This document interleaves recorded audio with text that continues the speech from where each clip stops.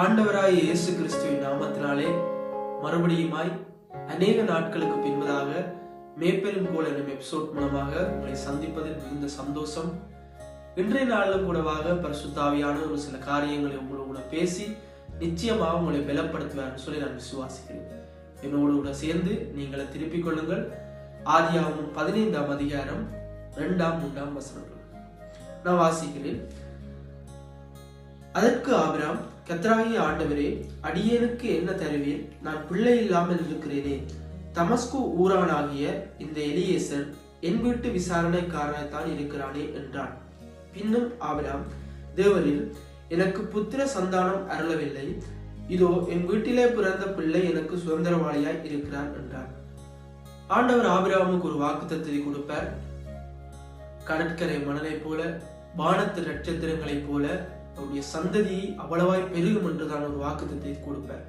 ஆனால் ஆபிரகாமுடைய வாழ்க்கையில வாக்குத்தத்தம் கொடுத்த பிற்பாடு அந்த வாக்குத்தத்தம் நிறைவேறுவதற்கு எந்த அடையாளங்களும் அவருடைய வாழ்க்கையில இருக்கவில்லை. காலங்கள் சென்று கொண்டிருந்தது, வயதுகள் கூடிக்கொண்டிருந்தது, ஆனால் சாரால் கற்பம் தரிக்கவில்லை. இதனால காத்திருந்து ஒரு சோர்வுற்ற நிலையில ஆபிரகாம் இப்படிப்பட்டதான வார்த்தைகளை பேசுறார். எப்படின்னு சொன்னா, அவர் தேவன் கொடுத்த வாக்கு திட்டம் ஒரு பெரிதான வாக்கு திட்டம். அவருடைய ரத்தத்திலே ஒரு சந்ததியை தேவன் பெருக பண்ணுவேன் என்று சொல்லியிருந்தார். ஆனால் காலங்கள் தாமதத்தினால அவர் இப்படி சொல்லுகிறார், என் வீட்டிலே பிறந்த அந்த எலியேசர் மகனை நான் சுதந்திரவாளியா எடுத்துக்கொள்றேன், அந்த பிள்ளையரை எடுத்துக்கொள்றேன்னு சொல்லி அவர் தேவன் கொடுத்த பெரிதான வாக்கு திட்டம் காலம் தாமதிப்பதனால் இந்த சின்ன காரியத்தை தன்னுடைய வாழ்க்கையில ஏற்றுக்கொள்ள தயாராக வருகிறார்.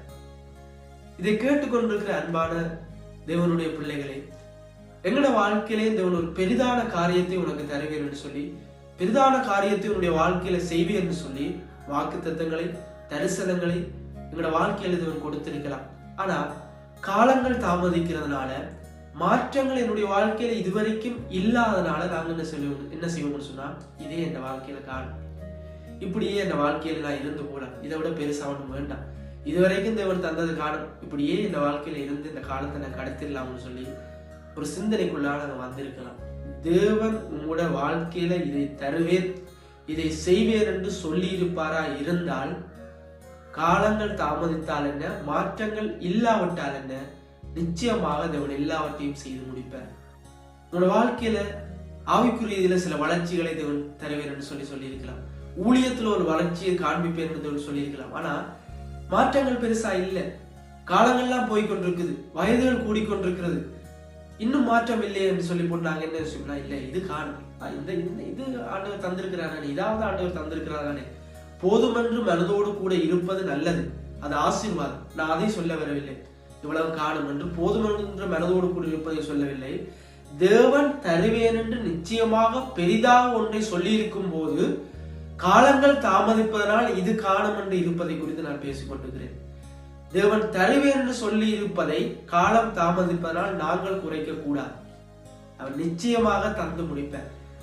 அன்பான சகோதரிகளே, சகோதரிகளை, இதை கேட்டுக்கொண்டிருக்கிறவர்கள், அப்படி ஒரு நிலைமையில நீங்க இருந்து இது காணும் என்று நீங்க சொல்லி இருப்பீர்கள் என்று ஆண்டவர்கிட்ட மன்னிப்பு கேட்க, அது தேவனை பரீட்சை பார்ப்பது, தேவனுடைய வல்லமையை குறைப்பது. ஆண்டவரால் செய்ய முடியாதா? அவர் சொல்லி போட்டு செய்யாம இருப்பாரா? நிச்சயமாக இல்லை. ஆண்டவருக்கு உண்மையாக ஒப்பு கொடுங்க. நீங்க உங்களுடைய வாயினால சொன்ன அந்த காரியத்துக்கு மன்னிப்பு கேளுங்க.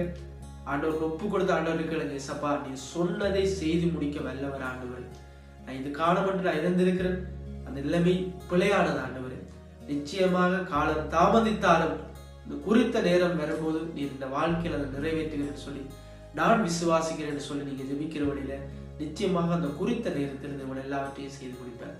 கர்த்தர் தாமே உங்களை நிறைவாக ஆசீர்வதிப்பாராக. ஆமென்.